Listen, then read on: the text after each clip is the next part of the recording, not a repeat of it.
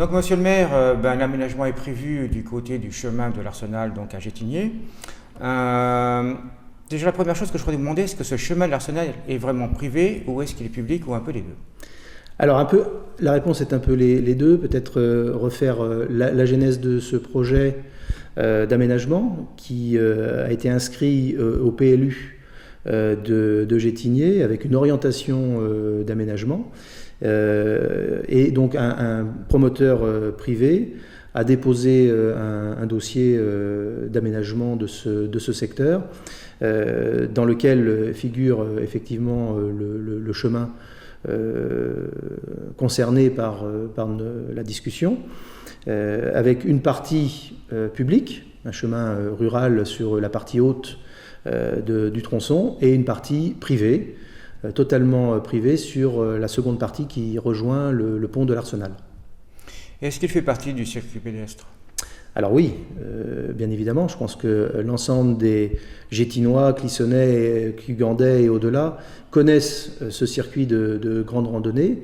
Et d'ailleurs, il ne s'agit pas de nier la fréquentation importante chaque jour, chaque week-end sur ce sentier.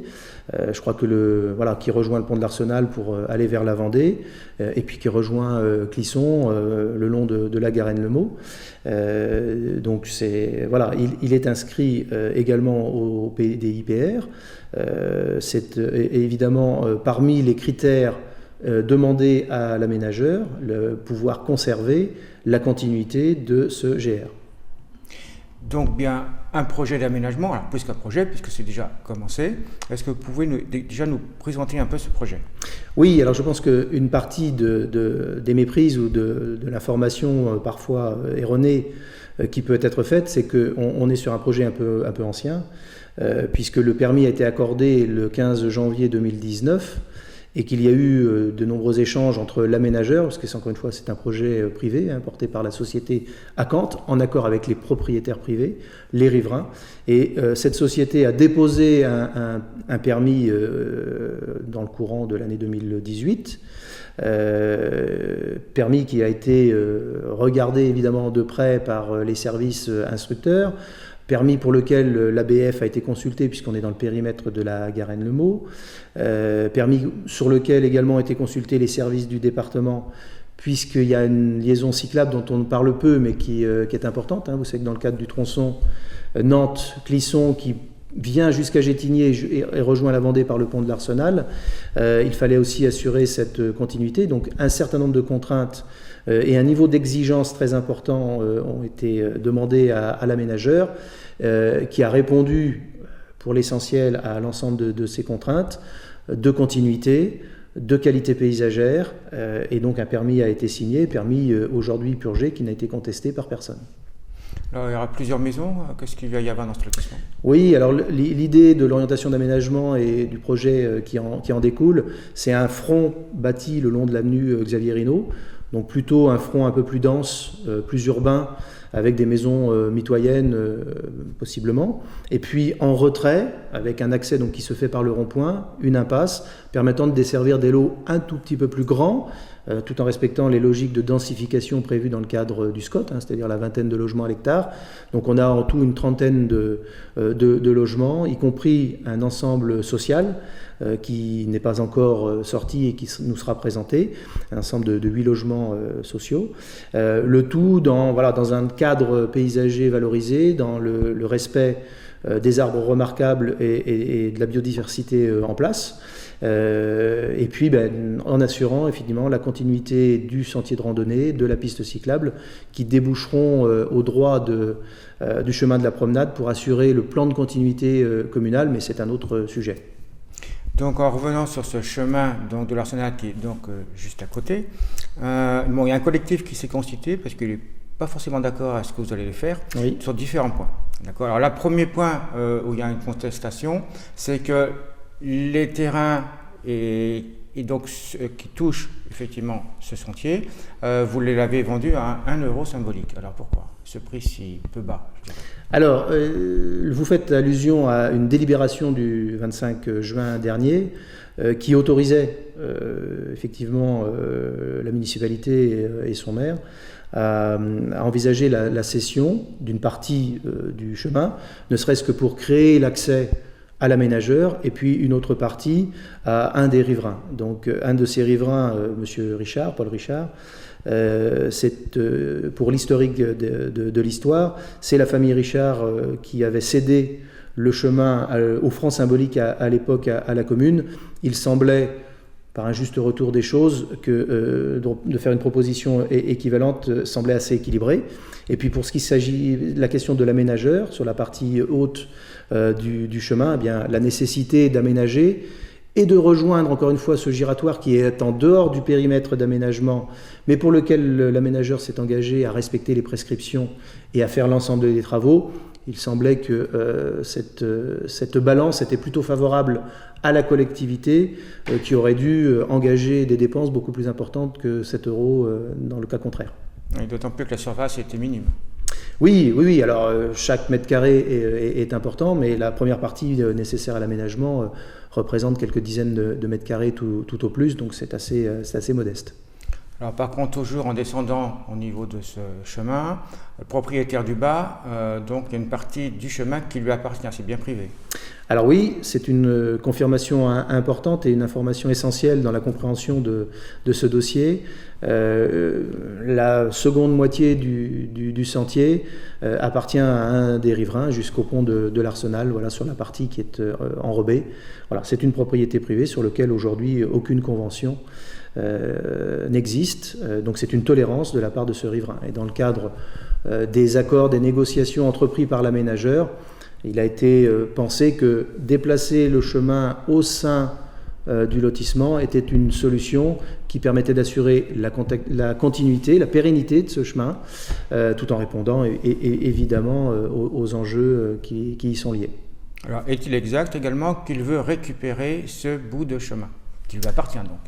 Alors, il n'a aucunement à récupérer un bien qui lui appartient, donc je crois qu'il faut aujourd'hui être respectueux du bien public, mais du bien privé également, donc il n'a pas à récupérer ce qui lui appartient déjà. D'accord, et donc lui, il veut plus que cette partie donc de sentier puisse accueillir effectivement des randonneurs, c'est bien ça? Je crois qu'il faut comprendre que l'opportunité ou disons le projet d'aménagement en tant que tel, dans les échanges et dans les négociations qui ont été faites entre l'aménageur, les riverains et validé par la collectivité, ça faisait partie des accords et des arrangements qui pouvaient convenir à tout le monde. Il était exigé à l'aménageur de préserver l'intérêt général, c'est-à-dire la continuité du GR. Il n'a jamais été question de supprimer évidemment le sentier, mais simplement de détourner sur évidemment quelque chose d'équivalent, mais pas d'identique, à l'intérieur du projet pour rejoindre le pont de l'Arsenal et assurer la continuité du GR. Idem pour le projet de piste cyclable du département. Et puis, voilà, il y a aussi un privé qui a pu changer répondre à ses besoins, de rester chez lui et de profiter de cet aménagement pour le faire. Donc il y aura bien le sentier qui va descendre jusqu'au pont de l'Arsenal, mais par contre en passant, et là donc le collectif n'est pas tout à fait d'accord, à l'intérieur du lotissement, c'est bien ça?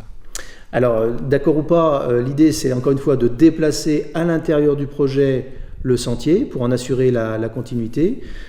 Si on peut admettre qu'il sera de nature sensiblement différente sur une dizaine de mètres, il y a deux éléments qui semblent importants. Il n'a jamais été question de destruction, puisque dans l'orientation d'aménagement, la haie, le chemin est protégé, donc il sera conservé.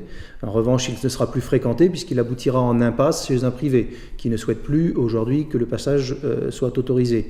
Donc le chemin va être déplacé. C'est un chemin sur lequel l'aménageur s'engage à un aménagement de qualité. On ne sera pas sur une route, on sera bien au cœur d'un parc paysager avec des constructions certes, mais avec également la possibilité de passer à côté d'un chêne tricentenaire et d'avoir une partie est aussi qui sera extrêmement qualitative avec la préservation de l'ensemble des espèces et puis des aménagements complémentaires qui en feront certainement un cadre à la hauteur de la qualité de toute la Sèvre sur lequel on est tous attachés. Voilà. Peut-être un peu gênant pour les gens qui habiteront effectivement le lotissement de voir beaucoup de randonneurs passer à côté de chez eux, non ? Je pense qu'ils achètent en connaissance de cause. Ils savent qu'effectivement, le passage devant la Garenne-le-Maux, qui, je le rappelle, est un des sites du département les plus fréquentés en Loire-Atlantique, entre 280 000 passages annuels, sans parler évidemment des locaux qui se promènent à proximité. Les bords de Sèvre, extrêmement fréquentés aussi. L'idée, évidemment, ils savent qu'ils sont sur un périmètre extrêmement choyé des promeneurs, et on en est tous heureux de pouvoir partager, évidemment, ce paysage des bords de Sèvre de qualité. Alors également une contestation bien sûr du collectif de l'Arsenal. Donc bien sûr tout ça a été voté au niveau d'un conseil municipal en juin, s'il me semble bien. Il devait y avoir une réunion en septembre, mais je crois que d'après ce qu'il dit, vous avez un peu oublié de leur dire et que ça a été voté en catimini un peu. C'est vrai ou pas ? Alors, je pense qu'il y a là une politique, une volonté politique partisane qui ne me semble pas à la hauteur du débat. Les délibérations de juin concernaient les cessions, c'est simplement afin d'assurer la continuité des questions foncières liées à ce projet. À ce stade, encore une fois, c'est un démarrage de travaux, une phase de travaux qui va permettre donc de dévier le sentier dans un premier temps, et puis aujourd'hui de discuter avec l'aménageur pour voir dans quelles conditions les questions foncières et avec les riverains vont pouvoir se régler. Donc moi je ne veux pas tomber dans un débat purement polémique qui n'est pas à la hauteur des enjeux. Alors bien sûr, ce chemin donc, existe depuis très très longtemps, des dizaines d'années, voire plus, puisqu'on ne sait même pas trop depuis longtemps. Beaucoup d'ici l'ont emprunté, et comme souvent, c'est peut rentrer dans les esprits que l'habitude d'aller toujours sur le même chemin, on a un peu l'impression que c'est plus ou moins public. Et donc le collectif demande de revoir un peu les choses, puisque effectivement, pour eux, c'est vraiment fait partie vraiment du patrimoine de Gétigné, et notamment de Gétigné. Donc, est-ce que, à la force de passer, est-ce que ça devient vraiment un acquis en fait ? Je pense que dans l'esprit de certains, effectivement, l'usage dans la durée devient un acquis, mais on peut l'entendre. Je crois qu'au gré des différents projets, il s'agit de respecter à la fois le bien public et encore une fois le bien privé. Aujourd'hui, peut-être que dans l'esprit de certains, ce chemin n'avait qu'une dimension publique, et auquel cas, évidemment, on ne se poserait pas toutes ces questions. Et encore une fois, il ne s'agit pas de nier les habitudes, les us et coutumes d'un certain nombre d'habitants, et même au-delà, bien sûr, de Gétigné, de Clisson ou de Cugand.